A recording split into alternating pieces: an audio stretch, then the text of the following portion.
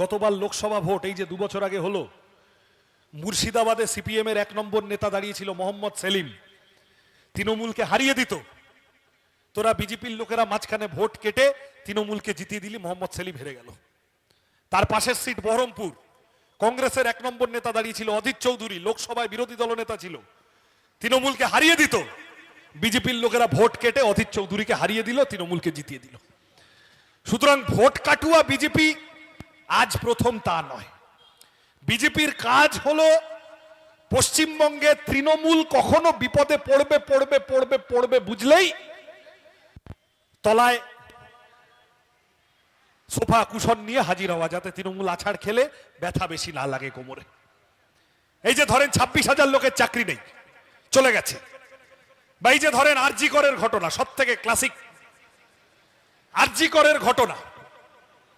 মানুষ খেপে গেছিলেন, লক্ষ লক্ষ মানুষ রাস্তায় নেমেছিলেন। এই লক্ষ লক্ষ মানুষ রাস্তায় নামার পর বিজেপি ঢুকে পড়লো হঠাৎ, তাদের ইচ্ছা হলো আমরাও তাহলে আন্দোলন খেলবো। তারা ঢুকলো ছবি তুলতে, বিজেপির নেতারা। তখন যারা আন্দোলন করছিল, রাত জাগছিল, তারা সবাই বলল যে না, এখানে এইসব পার্টিবাজি চলবে না। আমরা সিপিএম এর লোকেরা কিন্তু ওই রকম দাঁত কেলিয়ে মাঝখানে ঢুকে পড়তে যাইনি। ওটা মানুষের আন্দোলন, মানুষ থাকুন, কোনো দরকার হলে আমরা আছি। কিন্তু বিজেপির তর্স হয় না, বিজেপি ঝাঁপিয়ে পড়ে গেল ছবি তুলতে। তখন সাধারণ মানুষ বললেন যে তোমরা দেশের অলিম্পিকে পদকজয়ী মহিলা কুস্তিগীরদের ধর্ষণ করেছো, তোমরা উন্নাও, হাথরস, কাটুয়া করেছো, তোমরা আশারাম বাপু থেকে কুলদীপ সেঙ্গার, তোমাদের গাদা গাদা লোক ধর্ষণের অভিযোগে অভিযুক্ত। তোমরা মহিলাদের কি নজরে দেখো আমরা জানি। বিজেপি এই আন্দোলনে অ্যালাউ নয়, যাও ভাগো, ফটো। বিজেপির রাগ হয়ে গেল, আমাদের ঢুকতে দিল না। বিজেপি কি করলো? তৃণমূলের বিরুদ্ধে মানুষ রেগে আছে, লক্ষ লক্ষ লোক রাস্তায় নেমেছে, অভয়ার বিচার চাই। আরএসএস এর প্রধান মোহন ভাগবত পশ্চিমবঙ্গে এসে বললেন আরজি করের ঘটনায় মমতা ব্যানার্জি সরকার যা করবে আমরা তার সাথে আছি। এই যে এখন অভয়ার মাকেও গিয়ে বিজেপি বুঝিয়েছে এইবারে আমরা ক্ষমতায় চলে আসবো, আপনি আসুন আমাদের সাথে।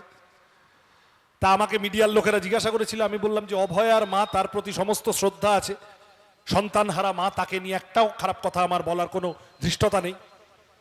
কিন্তু বিজেপির পানিহাটির প্রার্থী যদি তিনি হয়ে যান, তাহলে বিজেপির প্রার্থীকে তো ভাই জবাব দিতে হবে।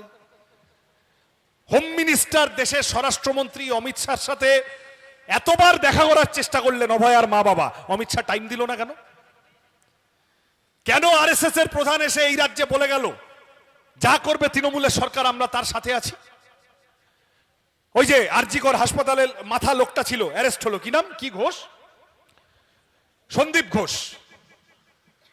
সে লোকটা অ্যারেস্ট হয়ে গেল, ধর্ষক, চোর, খুনি, ডাকাত। সিবিআই অ্যারেস্ট করার পরে সিবিআই তারপরে আর চার্জশিট দিতে পারলো না, জামিনও পেয়ে গেল। কেন সিবিআই মাঝপথে তদন্তটা ঝুলিয়ে দিল? কেন আরজি করের অপরাধীরা অত লক্ষ লক্ষ মানুষ রাস্তায় নামার পরেও এখন জেলের ভিতরে নেই? কারণ বিজেপি দেখেছিল এই আন্দোলনটা যদি আরো বাড়ে তৃণমূল বিপদে পড়ে যাবে, আমাদের তো ফায়দা হবে না, উল্টে তৃণমূল বিপদে পড়ে গেলে মাঝখান থেকে যদি সিপিএম এর লোকেরা উঠে আসে, ওরে বাবারে বাবা, থাক তৃণমূলকে বাঁচিয়ে দিই তার থেকে।